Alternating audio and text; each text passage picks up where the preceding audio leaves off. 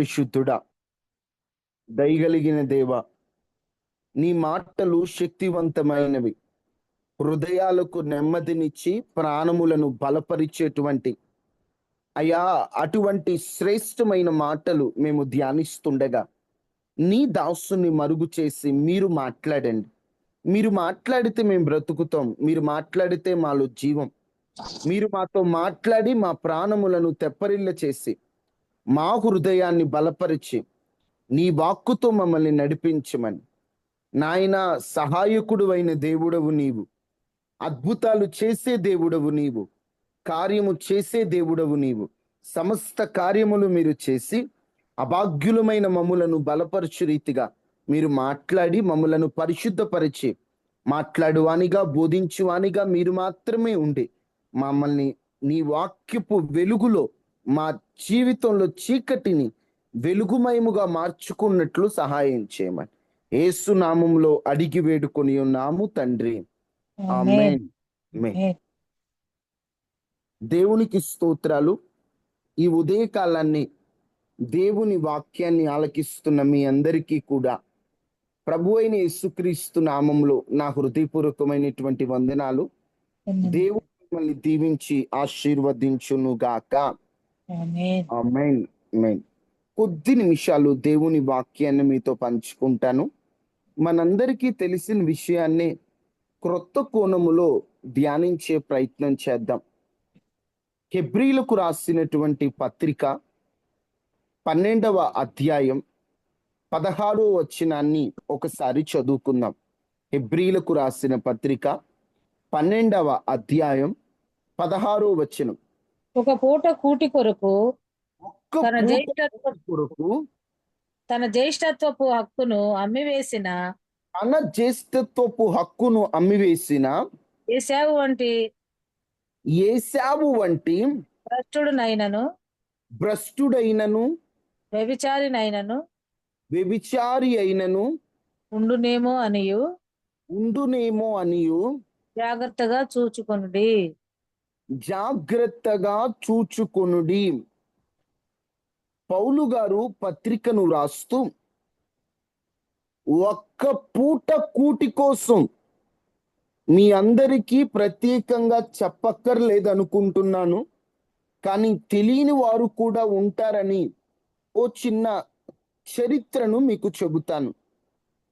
ఒకరోజు చిన్నోడు మంచి కలకూర వంటకం, అంటే మిక్స్డ్ వెజిటబుల్స్, కూరగాయలన్నీ కలిపిన ఓ కలకూర వంటకము మరియు చిక్కుడుగాయ కూర వండుతూ ఉన్నాడు తమ్ముడు.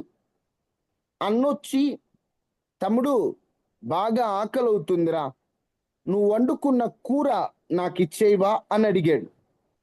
అడిగిన వెంటనే తమ్ముడు అన్నాడు, అన్నయ్య, నీకు కూర ఇవ్వాలంటే నువ్వు పెద్దోడివి, ఆ జ్యేష్ఠత్వం ఉందే, ఆ జ్యేష్ఠత్వాన్ని నాకిస్తే కూరని నీకు ఇచ్చేస్తానన్నాడు.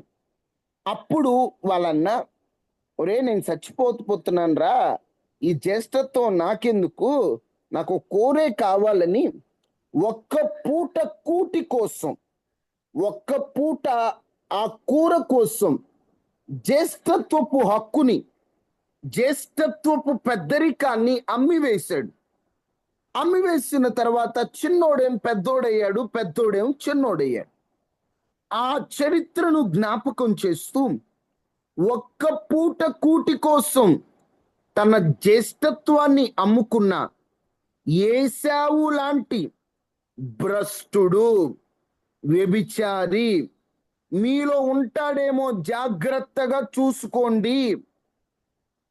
సంఘాన్ని హెచ్చరిస్తున్నాడు. ఏశావు లాంటోడు మీలో ఉంటాడేమో, ఆ ఏశావు స్వభావం మీలో పనిచేస్తుందేమో, జాగ్రత్తగా చూసుకోండి. ఏశావు భ్రష్టుడు, వ్యభిచారి అని తిడుతున్నాడు. మీలో ఉంటాడేమో.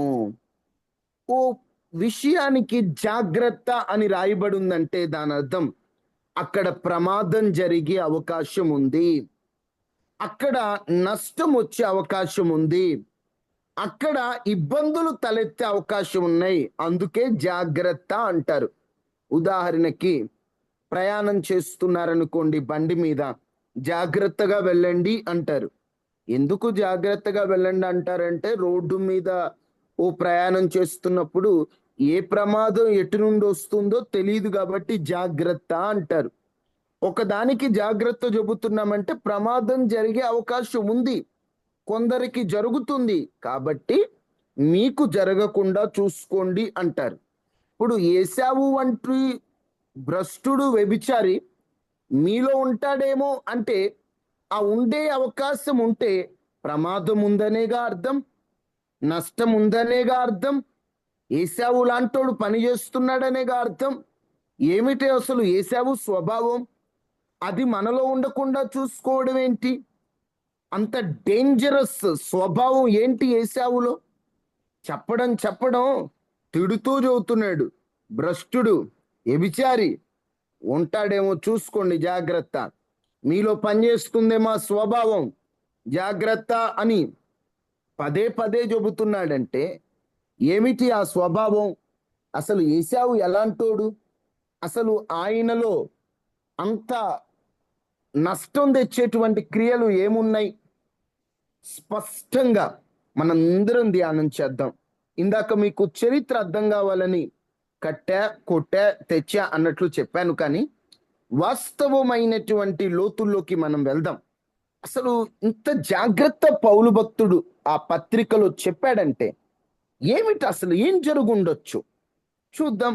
అందరూ కూడా బైబిల్ తెరిచి, ప్రతి ఒక్కరూ కూడా బైబిల్ తెరిచి అసలు ఈ యోశావు గురించి అసలు ఎందుకు ఇట్లా రాయబడిందో కొన్ని మాటలు మనం ధ్యానించే ప్రయత్నం చేద్దాం. ఆదికాండం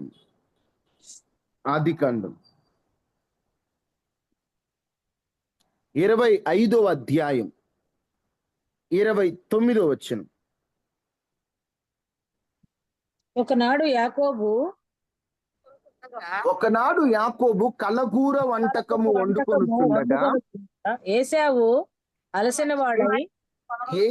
అలసిన వాడై పొలములో నుండి వచ్చి నేను అలసి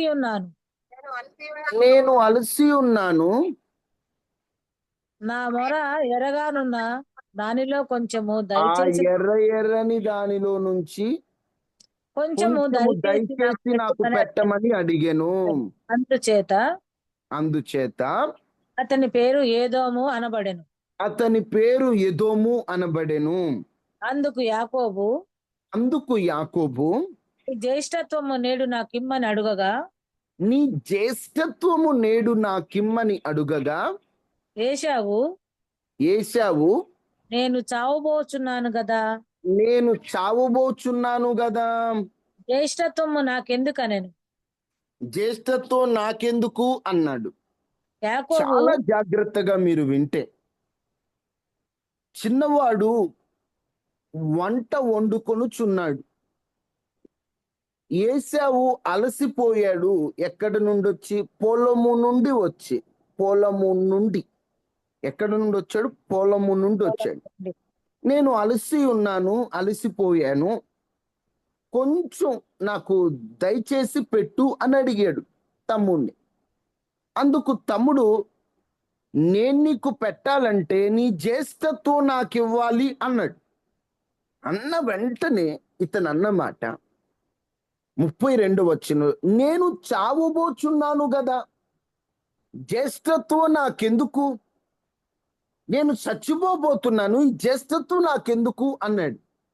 అంటే ఒక మాటలో చెప్పాలంటే, ఒక్క పూట తినకపోతే, ఒక్క పూట బయటికెళ్ళి వచ్చి ఆహారం తినకపోతే మనిషి చేస్తాడా? చావడు. ఇక్కడ నేనేం చెప్పాలనుకుంటున్నానంటే, నేను చచ్చిపోబోతున్నాను, నాకు జ్యేష్ఠత్వం ఎందుకు అని మాట్లాడాడు ఇక్కడ ఏశావు. అంటే ఈయన నోట చావు చావు చావు. నేను ఒక్క మాట, నేను చచ్చిపోబోతున్నాను అని చావు గురించి మాట్లాడాడే, అతడు చచ్చిపోవడానికి ఒక బలమైన కారణం ఏమైనా ఉందా అక్కడ సందర్భంలో? లేదు. మీరు చెప్పండి. లేదు. లేదయ్యా.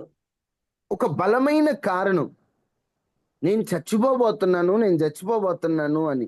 ఎందుకంటే అక్కడ నిజంగా ఆకలితో ఉన్నాడు, కాదనట్లేదు. కానీ ఆకలి చచ్చేంత ఆకలేమి కాదు. నా మాటలు కాస్త అర్థం చేసుకోండి. అతడు ఆకలితో ఉన్న మాట వాస్తవమే, కానీ ఆ ఆకలి చచ్చేంత ఆకలేం కాదు. ఇప్పుడు అలాంటి ఆకలికి నేను చచ్చిపోబోతున్నాను అంటే అసలు ఈయన ఎందుకు బ్రతుకుతున్నాడు, ఎందుకు జీవిస్తున్నాడు? చిన్న చిన్న వాటికే నేను చచ్చిపోబోతున్నాను, నేను చచ్చిపోబోతున్నాను, నాకు ఇది ఎందుకు, నేను చావబోతున్నాను. ఇది ఒక స్పిరిట్. ఆ ఏశావులో పనిచేస్తున్న ఈ స్పిరిట్ మనలో కూడా పనిచేస్తూ ఉంటది. ఏంటి?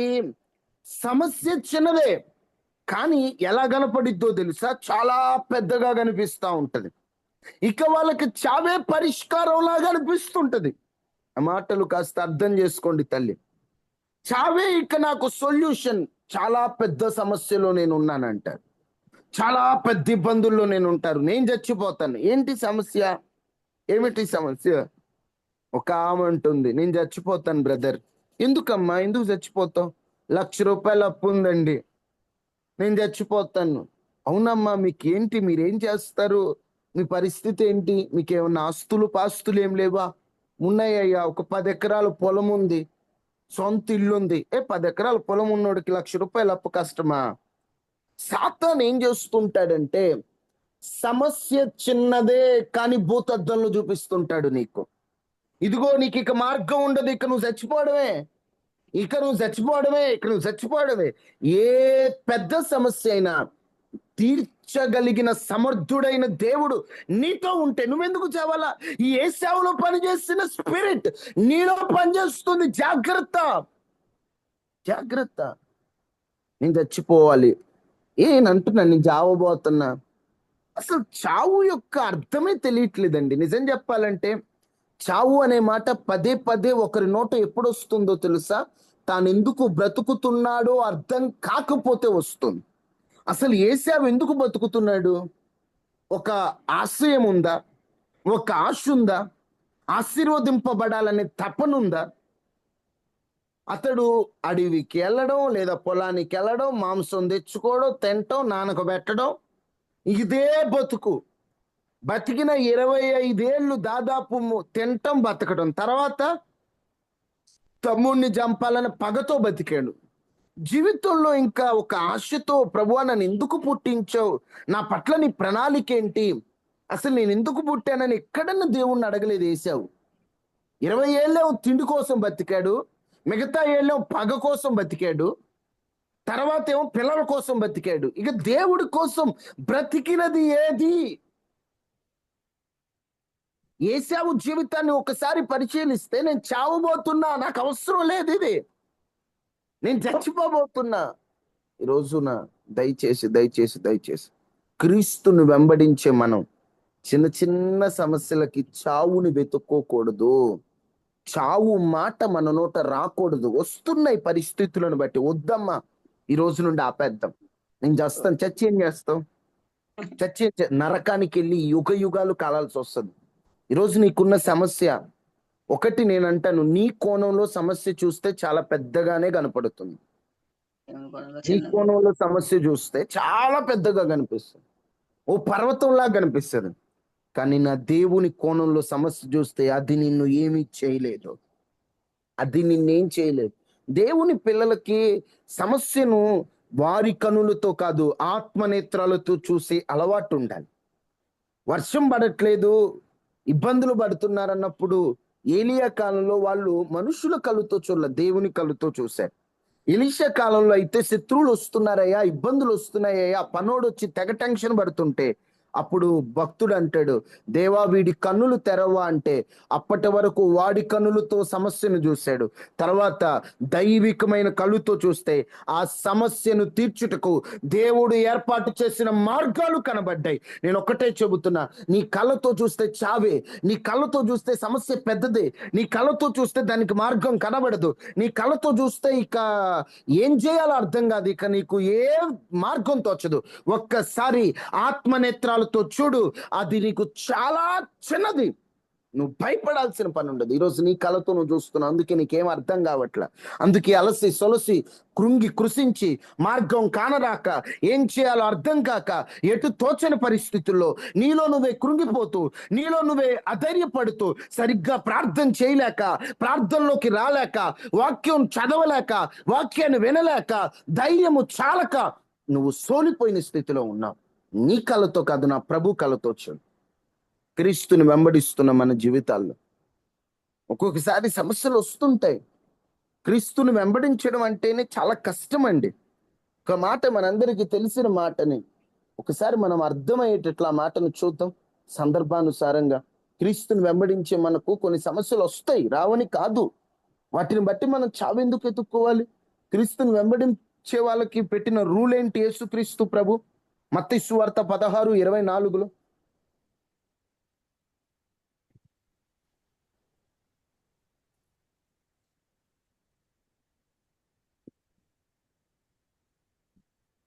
అప్పుడు యేసు తన శిష్యులను చూచి, అప్పుడు యేసు తన శిష్యులను చూచి, ఎవడైనను నన్ను వెంబడింపగోరిన ఎడల ఎవడైనను నన్ను వెంబడింపగోరిన ఎడల తన్ను తాను ఉపేక్షించుకొని తన్ను తాను ఉపేక్షించుకొని తన శిలువను ఎత్తుకొని నన్ను వెంబడింపవలెను. సిలువనెత్తుకొని నన్ను వెంబడించారు. ఈ మాటని ఇప్పుడు నుండి కాదు, చాలా సంవత్సరాల నుండి మనం చదువుతున్నాం.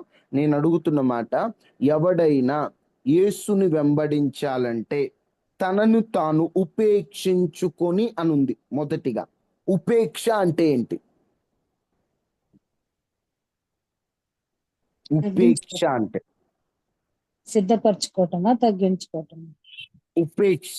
అపేక్ష అంటే ఆశ, ఆశ కలిగి ఉండుట. అపేక్ష అంటే కావాలనుకుంటాం, నాకు అపేక్ష, నాకు అది కావాలి. అపేక్షకి వ్యతిరేక పదం ఉపేక్ష. ఇప్పుడు అపేక్ష అంటే కావాలనుకోవడం, ఉపేక్ష అంటే వద్దనుకోవడం. నాకు వద్దనుకోవడం. వద్దనుకోవడం. ఎవరిని వద్దనుకోవాలా? దేవుని వద్ద. లోకమును ఆశలను కోవాలి. అక్కడ రాయబడిన మాట ప్రకారం చెప్పండి.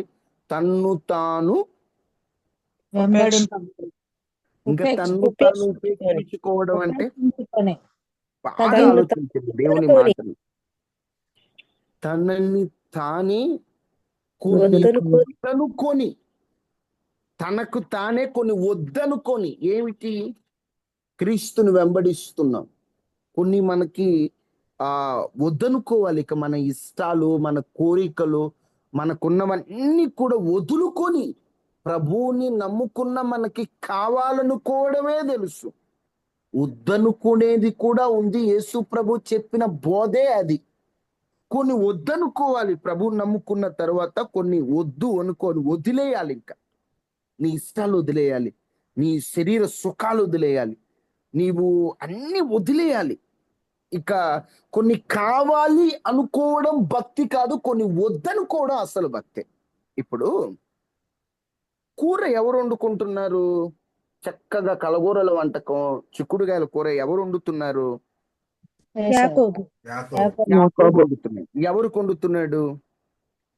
తను తినాలనే వండుకుంటున్నాడు. తను తినాలని. మీరు చదవండి ఒక్కసారి ఆదికాండం 27వ అధ్యాయం,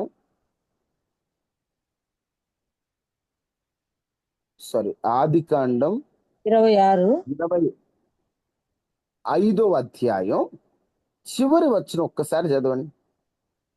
యాకోబు ఆహారమును చిక్కుడుగాయల వంటకమును ఏశావుకి ఇచ్చాను. అతడు తిని త్రాగి. ఒకసారి మళ్ళా చెప్పవా? ఆదికాండం 25:34. మరి యాకోబు ఆహారమును చిక్కుడుగాయల యాకోబు ఆహారమును చిక్కుడుగాయల వంటకమును ఏశావుకిచ్చెను. ఏశావుకిచ్చెను, అతడు అతడు తిని త్రాగి లేచిపోయాను. లేచిపోయాను, అట్లు ఏశావు తన జ్యేష్ఠత్వమును. తృణీకరించెను. ఇక్కడ ఇతడు కోరింది ఏమిటి వాస్తవంగా? జ్యేష్ఠత్వం కోరాడు. వేసేవేం కోరాడు? పిండి కోరాడు. కూరను చిక్కుడుకాయ కూర. కూర అడిగాడు, కూరను అడిగాడు. కూరని అడిగాడు. ఇప్పుడు కూరతో పాటు యాకోబు ఏమి ఇచ్చాడు? జ్యేష్ఠత్వాన్ని ఇచ్చాడు. మా నేను అడిగే మాట, యాకోబు కూరతో పాటు ఏమి ఇచ్చాడు? జాగ్రత్తగా ఆలోచించాడు. కొన్ని మనకి అక్కడ దాగి ఉన్నవని. అతడేమో కలకూర వంటకం వండుకొని కొంచెం పెట్టమన్నాడు. ఈయన ఏం చేశాడు? యాకోబు ఆహారమును, జ్యేష్ఠత్వమును చిక్కుడుకాయ కూర. యాకోబు జ్యేష్ఠత్వాన్ని ఇవ్వాల, ఏసావు యాకోబుకి ఇచ్చాడు జ్యేష్ఠత్వాన్ని. యాకోబు ఏమి ఇచ్చాడంటే ఆహారమును చిక్కుడుకాయ వంటకమును ఏసావుకి ఇచ్చాను. అతడు కొంచెము ప్రక్కన పెట్టుకొని ఇతనికి ఇచ్చాడా? ఉన్నది మొత్తం ఇతనికి ఇచ్చేసాడా? కొంచెం పక్కన మొత్తం అక్కడ జాగ్రత్త. ఆహారమును చిక్కుడుగాయల వంటకమును ఏసావుకి ఇచ్చాను. వండుకున్న రైస్, మన భాషలో చెప్పాలంటే కర్రీ, మొత్తం ఏసావుకి ఇచ్చేసాడు. ఏమి యాకోబు, నీకు ఆకలేదా? ఎందుకు వదులుకుంటున్నావు దాన్ని? నాకు అవసరమైన దొరకాలనుకున్నప్పుడు కొన్ని వదులుకోక తప్పదు సార్. నా మాట అర్థమవుతుందా? కొన్ని కావాలి అంటే కొన్ని వదులుకోవాలంటే. ఇప్పుడు వండుకుంటున్నాడంటే ఇప్పుడు ఏసావు వస్తాడు అడుగుతాడు అని ఈయనకు తెలుసా? తెలీదు. ఏదో నార్మల్ గా వండుకుంటున్నాడు కూరని. వండుకుంటున్న టైంలో వచ్చాడు ఇతను. వచ్చి నాకు కావాలి. అరే బాబు, నేను నీకు ఇవ్వాలంటే నీ జ్యేష్ఠత్వం నాకు ఇవ్వు అని యాకోబు అన్న వెంటనే, ఇస్తాను, నాకు అవసరం లేదు, నేను చచ్చిపోతున్నాను, ఈ జ్యేష్ఠత్వం నాకెందుకు అన్న వెంటనే అది జ్యేష్ఠత్వాన్ని తీసుకొని, అవసరమైన దాన్ని తీసుకొని, ఈ ఆహారం, ఈ కూర, ఈ తాత్కాలికమైనవన్నీ నాకు అవసరం లేదు, నేను వదిలేసుకుంటున్నాను. ఆ రోజు ఫాస్టింగ్ ఉండేశాడు. ఒక మాటలో చెప్పాలంటే, ఎందుకు ఈ మాట చెప్తున్నా అంటే, క్రీస్తును వెంబడించాలంటే అవసరమైనటువంటి వాటిని సంపాదించాలంటే అనవసరమైనవి వదిలేయాలి. ఇతను చిన్న చిన్న వాటికే నేను చచ్చిపోవాలి. క్రీస్తుని వెంబడించే మనకి వదులుకోవడమే అసలు నిజమైనటువంటి వెంబడింపు. కొన్ని వదులుకోవాలి మనం. పేరులు, ప్రఖ్యాతులు, లోక ప్రేమలు, ఇవన్నీ మనకు దొరుకుతాయి అనుకోవడం కష్టం. ఎందుకంటే బంధాలు, బంధుత్వాలు ఇవన్నీ కూడా మనకు తాత్కాలికమే. కొన్ని వదులుకోవాలి. చిన్న చిన్న వాటికి మనం చస్తానంటే ఎలాగ? అసలు మనం పిలిచిన పిలుపే తన్ను తాను ఉపేక్షించుకొని, ఉపేక్ష అంటే కొన్ని వదులుకోవాలి. మనలో మనకి ప్రతి మనిషికి తను గొప్పగా కనపడాలి, తనను పొగడాలి, నలుగురిలో తనను గణపరచాలని ఆశ ఉంటది, కాదనట్లేదు. కానీ నేను పిలిచింది నీకు నిన్ను గణపరుచుకోవడానికి కాదు, కొన్ని వదులుకోవాలి. దేవుని పిల్లలం, మీకు అర్థమయ్యేటట్లు చెప్పాలండి, దేవుని పిల్లలం దేవుని ప్రేమతో చాలా మేలు చేస్తాం. ఎవరైనా చిన్న కష్టంలో ఉన్నారంటే మనకున్న దానిలో తీసిస్తాం. ఇంకా ఒక్కొక్కసారి మనకు లేకపోయినా తీసుకొచ్చి పెడతాం. ఆ తిన్నోడికి, ఆ మన సాయం పొందినోడికి కృతజ్ఞత ఉండదు. మన మనసు కనిపిస్తుంది, ఏంటి దేవా, పాపంలే, కష్టంలో ఉన్నాడు, ఇబ్బందుల్లో ఉంది, కాస్త సాయం చేద్దాంలే, కాస్త ఉపయోగపడదాంలే అని సాయం చేస్తే ఈరోజు ఆ సాయం పొందిన కృతజ్ఞత ఉండట్లేదు, ఏమి నాయన అని మనకు ఉంటది. అప్పుడు మేలు చేయడంలో మనం ఏమవుతాం? విసిగిపోవటం. కానీ వాక్యంలో ఏం రాయబడి ఉంది? వాక్యంలో ఏం రాయబడి ఉంది? మేలు చేయడంలో విసుగొద్దు అని ఉంది. ఇప్పుడు మనం ఇక్కడ కృతజ్ఞత అనేటువంటిది మనలో మనం, అంటే తను ఉపేక్షించడంలో ఇది కూడా భాగమా కాదా? కానీ మనుషులు ఎలా ఉంటారంటే, మనకు పెట్టిన చేతిని మర్చిపోతుంటారు, మనం చేసిన మేలును మర్చిపోతుంటారు. సేవకుల నుండి విశ్వాసుల వరకు, కొంతమంది సేవకులను, కొంతమంది విశ్వాసులు సొంత తండ్రి కంటే ఎక్కువ ప్రేమిస్తారు. కానీ సేవకుడు ఎవరో కొత్త విశ్వాసులు దొరికిన వెంటనే పాత విశ్వాసులు మర్చిపోతుంటారు. బాధ, గుండెల వేదన, ఏంటి ప్రభువా అప్పుడు నువ్వేం చేస్తావు? మాట్లాడడం మానేస్తావు. కానీ ప్రభు వాక్యం ఏం చెబుతుంది? ఉపేక్షించుకో, నిన్ను నువ్వు ఉపేక్షించుకో. ఇప్పుడు ఏం చేయాలి? తన్ను తాను ఉపేక్షించుకొని తర్వాత తన తన సిలువనెత్తుకుని సిలువనెత్తుకొని వెంబడించాలి. ఆయనను తనని తాను వద్దనుకొని సిలువనెత్తుకోవడం అంటే, సిలువ యేసుక్రీస్తు ప్రభు ఎత్తుకున్నాడు. సిలువ అంటేనే మనకు శ్రమలు గుర్తొస్తాయి కాదన్నట్లు. యేసు ప్రభు ఎత్తుకున్న సిలువ ఆయన భారమా, ప్రజల భారమా? మీరు చెప్పాలి. ప్రజల భారం. ప్రజల భారం. ఇప్పుడు తాను మోస్తున్నది తనకు సంబంధించిందా, ఇతరులకు సంబంధించిందా? మనకు ఇతరులకు సంబంధించి సంబంధించింది. ఇతరులకు సంబంధించింది. ఇతరులకు సంబంధించి. ఇప్పుడు ఒక్క మాటలో చెప్పాలంటే, మనల్ని మనం కాదనుకొని ఇతరుల బరువులు మన మీద పెట్టుకోవడమే యేసుక్రీస్తుని వెంబడించడం. ఒక మాటలో చెప్పాలి. ఎందుకంటే తన సిలువును ఎత్తుకొని, మనం సిలువును ఎత్తుకొని వెంబడిస్తున్నాం అంటే ఒకరి భారాలు మోయాలి. క్రీస్తును వెంబడించడం అంత సులభమైనది కాదు. మనల్ని మనం కాదనుకొని వేరే వాడి భారాలు మనం మోయాల్సి వస్తుంది. ఇక మీరందరూ కూడా, ఈ గ్రూపులో ఉన్న వాళ్ళందరూ కూడా పరిచారకులుగా ఎక్కువ మంది ఉన్నారు. పరిచారకులు అంటే తప్పదు. నీ ఇంట్లో సమస్యలున్నా వేరే వాళ్ళ సమస్యల కొరకు నువ్వు కన్నీరు గార్చాలి. నువ్వు ఇబ్బందుల్లో ఉన్నా వేరే వారి ఇబ్బందుల్లో ఉన్నారంటే నువ్వు కన్నీటి ప్రార్థన చేయాలి. అదేంటయ్యా నాది నాకు సరిపోతుందంటే తప్పదు. వేరే వారి భారాలు కూడా నువ్వు మోయాలి. అబ్రహాముకి పిల్లలు లేరు. దేవుడు అభిమేలకు సంతతి వారందరి గర్భాలను మూసేశారు. చివరి ఎవరు ప్రార్థన చేశారు? అబ్రామే. అబ్రహాం. వాళ్ళందరూ గొడ్రాలయ్యి వాళ్ళందరూ పిల్లలు లేకుండా అబ్రామే ప్రార్థన చేశాడు. అప్పటికి అబ్రామ్ పిల్లలు ఉన్నారా? ఇస్సాకు లేరు. ఉన్నాడా? లేరు. ఇప్పుడు నువ్వు సమస్యల్లో ఉంటావు. కొంతమంది వస్తా నీ దగ్గరకి, అక్క నా కోసం ప్రార్థన చేయవా? అప్పుడు నీ మనసు చెప్తుంది, నీకే దేవుడు ఏం కార్యం చేయట్లా, వాళ్ళకి ఎట్ట చేస్తాడు, ఏం వద్దులే అనిపిస్తుంది. కానీ నువ్వు పరిచారకురాలివి, పరిచారకుడు మనసుంది, దేవుని పని చేయాలని ఉంది.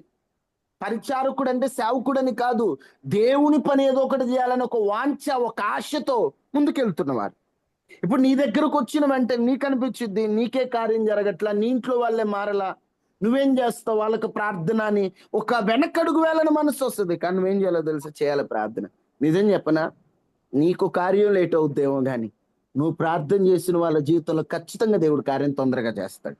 నా జీవితంలో నేను ఎప్పుడు చూస్తూనే ఉంటాను. నా జీవితంలో దేవుడు కొంత ఆలస్యం చేస్తుంటాడు. వేరే వాళ్ళు ఎవరు ప్రార్థన చేయించుకొని వెళ్తే వాళ్ళ జీవితంలో దేవుడు అద్భుత కార్యాలు చేస్తాడు. ఇదేంటి ప్రభు అంటే ఆయన వాడుకునే రీతి.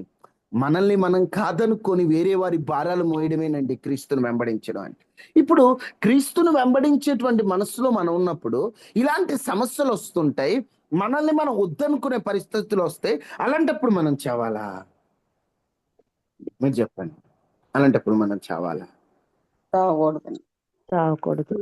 ఆలోచన రాకూడదు. స్పిరిట్ ఎందుకు నేను మీతో ఇంతసేపు ఒకే ఒక మాటని చెప్పాను. మనల్ని పిలిచింది వేరు, మనల్ని వెంబడించేది, మనం ఆయన వెంబడిస్తున్నటువంటి ఉద్దేశం వేరు. దయచేసి మీరు చావాలి అనేటువంటి మనస్సు రానివద్దు. చావడానికి కాదు మనం ఇన్నాళ్ళు ఉంది, చావడానికి కాదు దేవుడు మనల్ని పుట్టించింది, చావడానికి కాదు దేవుడు మనల్ని ఎందుకు తన జీవితం అంతా కూడా ఎందుకు బతుకుతున్నాడు అర్థం కాక, నేను చచ్చేవాడిని నాకెందుకు, ఈ జ్యేష్ఠత్వం ఎందుకు, ఈరోజు మనం కూడా సచ్చితం చేస్తాం ఎందుకండి? మనం చావడానికి కాదు దేవుడు మనల్ని ఇంకా బ్రతికించింది.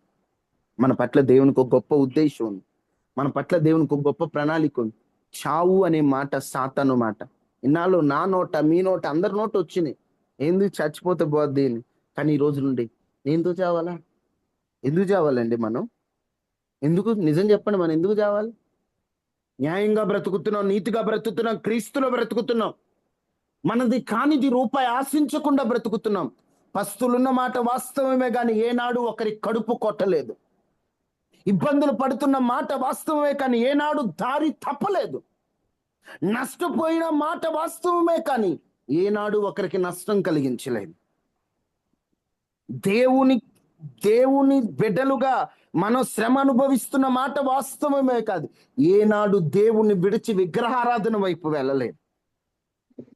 దేవునిలో ఉన్న మాట వాస్తవమే, శ్రమలు అనుభవిస్తున్న మాట వాస్తవమే, దరిద్రం అనుభవిస్తున్న మాట వాస్తవమే. ఏనాడు దారి తప్పి ప్రవర్తించలేదు.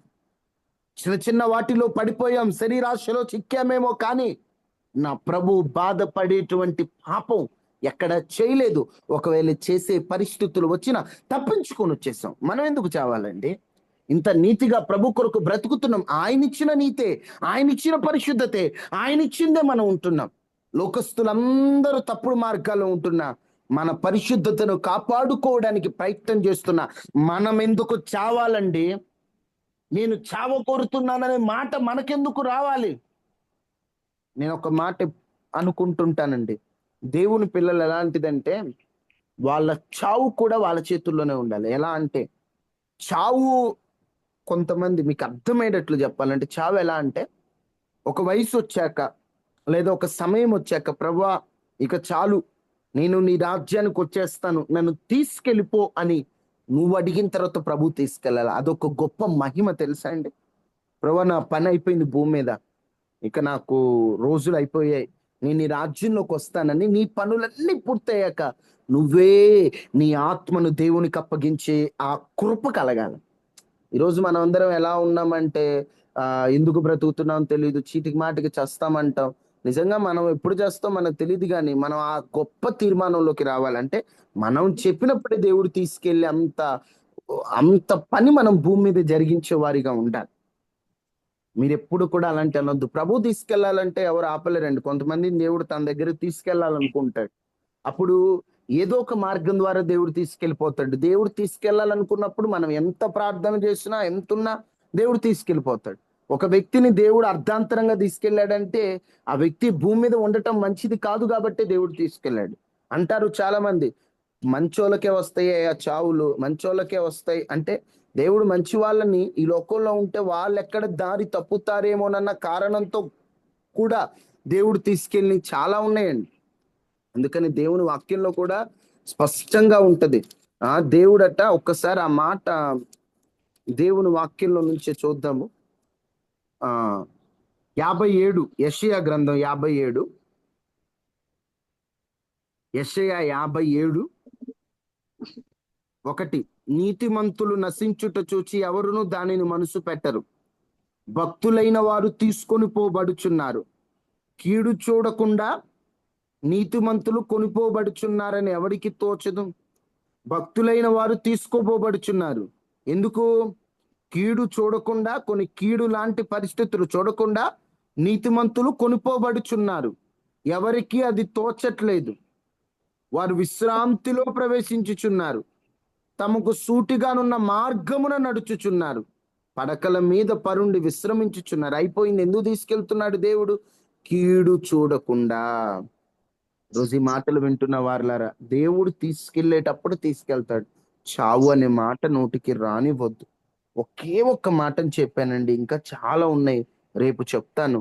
ఏశావులో ఒక స్పిరిట్ పనిచేస్తుంది, చచ్చిపోతున్నా అని ఒక స్పిరిట్. మనల్ని దేవుడు పిలిచింది, మనం ఆయన వెంబడిస్తున్న కారణాలు వేరు. మనల్ని మనం ఉపేక్షించుకొని సిలువను ఎత్తుకొని వెంబడించాలి. మనల్ని మనం కాదనుకొని వేరే వారి భారములు మన మీద వేసుకోవాలి, తప్పదు. వేరే వారి సమస్యలు మనం మోయాల్సి వస్తుంది. పరిచారకులుగా ఉండటం అంటే అంత సులభమైనది కాదమ్మా, చాలా కష్టం. ఈ రోజున జనాలకి ఒకవైపే తెలుసు, మరోవైపు ఉంది, అది పరిచారకులకే తెలుసు. నువ్వు ఏ కష్టంలో ఉన్నా వారి కొరకు ప్రార్థన చేయాలి, తప్పదు. ఒక్కొక్కసారి తప్పదండి. మొన్నటికి మొన్న ఒక సేవకుడు చనిపోయాడు. ఆ చనిపోయినప్పుడు అక్కడ మీటింగ్ జరుగుతుంది. భార్య వచ్చి ఆరాధన చేయాలి, భర్త చనిపోయి ఉన్నాడు కింద. మందిరం పైన కింద భర్త చనిపోయి ఉన్నాడు. ఆరాధనకు అందరూ వచ్చున్నారు. ఏం చేస్తారు? వాస్తవంగా ఆరాధన లేదు ఈరోజు, వెళ్ళిపోండి అని చెప్తారు. ఎవరైనా ఆ టైంలో అలానే చేస్తారు. కానీ ఆమె ఉంది, నా భర్త దేవుని దగ్గరికి వెళ్ళాడు, ఆయన సేవకుడు, నేనైతే ఆరాధన ఆపనని ఆమె అక్కడికి వెళ్ళిపోయి అందరూ అక్కడ ఉన్న వారందరినీ గ్యాదర్ చేసి, కింద భర్త బాడీ ఉందండి, శవం ఉంది, పైన ఆమె చక్కగా ఆరాధన చేస్తుందండి. ఏమమ్మా, ఎందుకు నువ్వు అలా చేసావు అని అడిగితే, తప్పదు, ఆ పిలిపే అది. కొన్ని కానీ మనల్ని మనం కాదనుకోవాలి. అలానే చెప్పి కొంతమందికి అది మూర్ఖత్వంలా కనిపించవచ్చు, కానీ వాళ్ళు ఏమంటారంటే, పోయిన వారిని మనం ఏం చేస్తాం? మనం ఏం చేయలేం కదా. ఆయన దగ్గర కూర్చొని ఏడవడం కంటే నా దేవుని సన్నిధిలో ఆరాధించడం ముఖ్యం కదా అని కన్నీటితో ఆరాధన చేసిందండి ఆ సహోదరి అను శామ్యుల్ అని ఒక సహోదరి. మాటలు ఎందుకు మీతో చెప్తున్నా, కొన్ని కొన్ని తప్పదమ్మా. పరిచారకులుగా ఉంటున్నప్పుడు సమస్యలు రావని నేను చెప్పను, ఇతర భారాలు మన మీద వేసుకోవాలి. ఒక్కొక్కసారి నీ పరిస్థితి ఎట్లున్నా ఇతరులు ప్రార్థన చేయమన్న వెంటనే ప్రార్థన చేయాలి. నీ పరిస్థితి ఎట్లున్నా ఒక్కోసారి దేవుని పనిలో నువ్వు వెనకడుగు వేయకూడదు. దేవుని, ఎందుకంటే నువ్వు క్రీస్తుని వెంబడిస్తున్నావు. మనం ప్రతిదానికి చావు అనేటువంటి మాట మనం మన పిలుపే కష్టపడటం, మన పిలుపే ఇతర భారాలు వేసుకోవడం. ఎవరో నిందేశారని, ఎవరో అవమానించారని, ఎవరో ఏదో అన్నారని కృంగిపోవద్దు. దేవుడు నిన్ను పిలిచింది తన పని కోసం. దేవుడు నిన్ను వాడుకోవాలనుకుంటున్నాడు, దేవుడు నిన్ను ఉపయోగించాలనుకుంటున్నాడు. ఎవరో భారాలు నీ మీద పడ్డాయి, ఎవరో నిందలు నీ మీద పడ్డాయి, ఏమనుకో. నిన్ను నువ్వు కాదనుకో.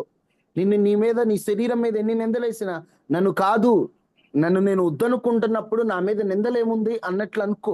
నీతిని కాపాడుకో, పరిశుద్ధతను కాపాడుకో. నిశ్చయంగా నా దేవుడు ఘనమైన పాత్రగా నేను వాడుకుంటాడు, గొప్ప బహుమానం నీకు ఇస్తాడు. ఆశీర్వాదకరంగా దేవుడు నిన్ను దీవించును గాక. ఆమేన్. ఆమేన్. ఆమేన్. అందరూ తలలు వంచండి, ప్రార్థన చేసుకుందాం. మహాగణుడా, మహోన్నతుడు అయిన దేవ, ఏశావు వంటి భ్రష్టుడు మీలో ఉండునేమో అని జాగ్రత్తగా చూడమని ఏశావు స్వభావం గురించి మాతో మాట్లాడ. నిజమే నాయన, ఏశావు ఎలాంటి మనస్సు కలిగిన వాడో మేము చూసాం. రాజా, ఏశావు స్వభావం ఎలా ఉందో కూడా అయ్యా మేము ధ్యానం చేస్తూ ఉన్నాం. తను చావబోతున్నానని చావు మాటలు మాట్లాడాడు. ఈ రోజున మమ్మల్ని నువ్వు పిలిచిన పిలుపు వేరయ్యా. నిన్ను వెంబడించాలంటే మమ్మల్ని మేము ఉపేక్షించుకొని సిలువును ఎత్తుకోవాలి. శ్రమలు వచ్చాయి, అవమానాలు వచ్చాయని కాదు, ఇతరుల భారాలు మా మీద పడ్డాయని కాదు. మా పిలుపు వేరు, మా మీద ప్రణాళిక వేరు. మేము అది తెలుసుకొని ముందుకు సాగాలి. ఎలా ముందుకెళ్లాలో కూడా మీరు మాకు తెలియచేశారు. విత్తబడిన వాక్యాన్ని నీరు కట్టి ఫలింపచేయండి. మమ్మల్ని స్థిరపరచండి, ధైర్యపరచండి, ఆదరించండి, కృప చూపించండి, వాడుకోండి, నిలబెట్టండి.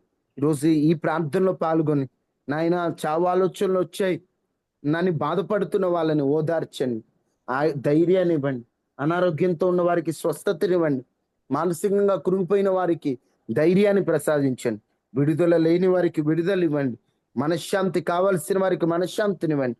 ఈ వర్తమానాన్ని ఆలకించిన వారందరినీ దీవించమని, కన్నీటితో ఉన్న వారిని ఓదార్చండి. మా చేతి పనుల్లో ప్రయాణంలో తోడుగా ఉండండి అయ్యా. మా కుటుంబాల చుట్టూ, మా చుట్టూ నీ కంచె వేసి వైరస్లు, ప్రమాదాలు, రోగాల నుండి తప్పించి క్షేమాన్ని ఇవ్వండి.